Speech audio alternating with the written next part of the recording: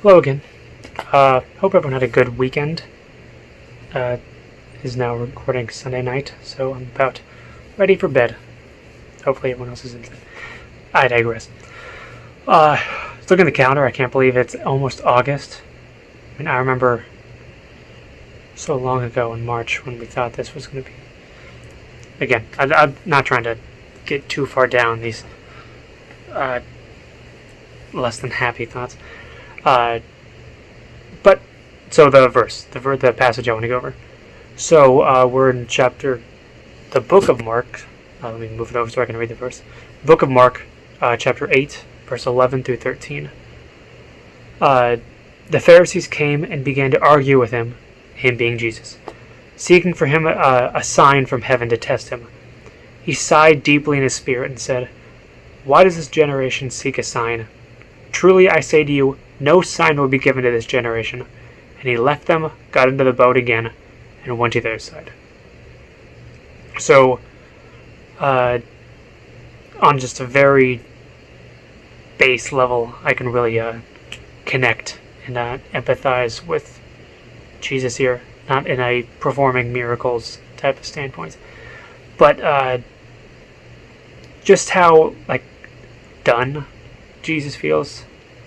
Everyone during our time, especially as COVID time or quarantine time, everyone's so quick to talk and share their opinions about something, whether or not they have a full understanding of it. And they're not necessarily giving regard to the people or things in that situation. And in this verse, my screen just went to sleep.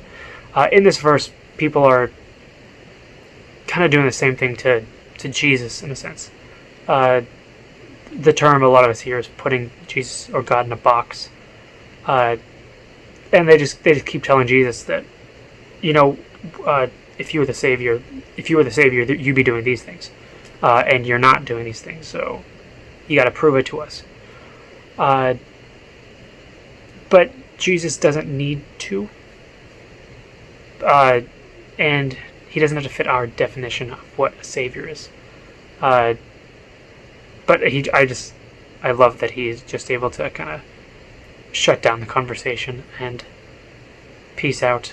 He doesn't have to try and argue his point or convince these people. He knows that it's not getting anywhere.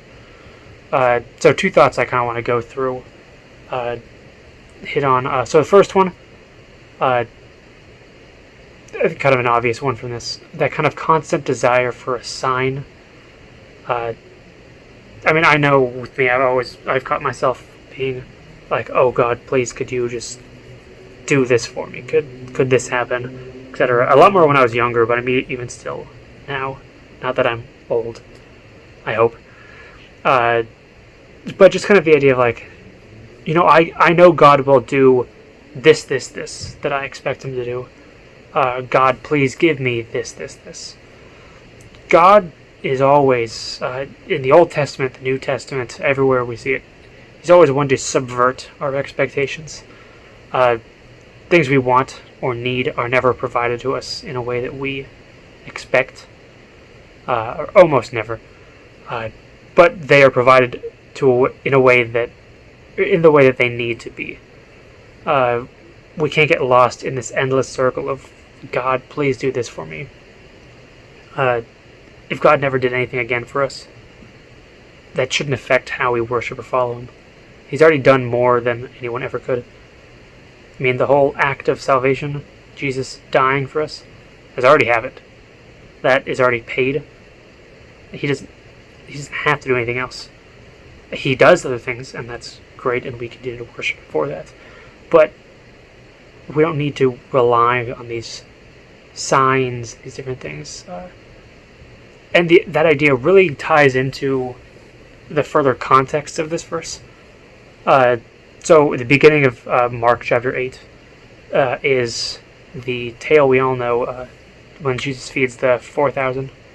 I think it's 4,000. That's not the relevant part. But, so he's just done this big thing we all learned about in Sunday school. The Pharisees weren't at the Sermon on the Mount and they weren't seeing this stuff happen. But Jesus easily could have just told them this. I mean, there's thousands of witnesses that know what happened. And they could easily say, oh yeah, like they did this. This is clearly a big miracle and stuff. But that's not what the Pharisees wanted. That's not something that would satiate them. It would just always be, okay, well, but what about this now? What about this now? I mean, in Jesus' life, there was countless miracles. Miracles marked down in the 4 different Gospels, written by 4 different people across not 4 different lifetimes, but there's a good span of time between when the first and last one were written, and yet the same things were there. So it's not like these were done in secret and the Pharisees never knew about them. These were all basically public knowledge in the area, and they just were always, well, one more, just one more miracle. But that's not that. What does that say about? I mean, we can always point to it's the Pharisees. Of course, the Pharisees are the bad people in this part of the story. But, I mean, we can so easily find ourselves in that of, this thing that I knew I could never make it through.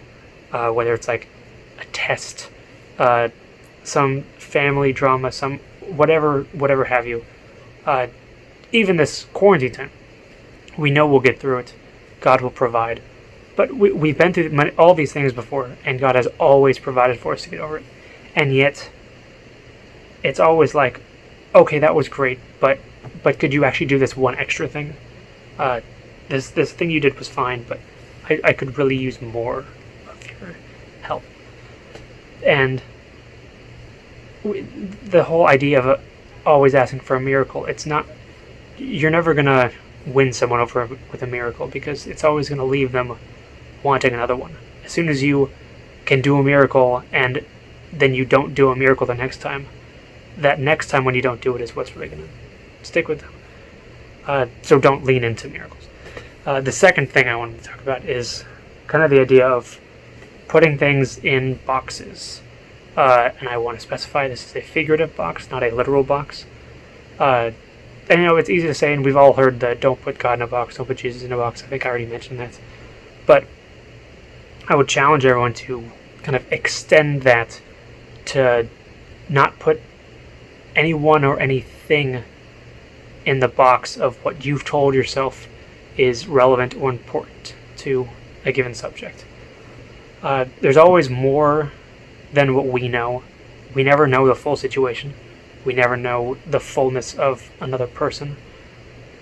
Don't be so quick to put someone into a box, because that's just going to force you to draw your own conclusion and limit yourself off to anything that you could learn from them or any way that God could speak to you through them, but also in your ability to reach either that person or that group or what have you as a follower of Christ.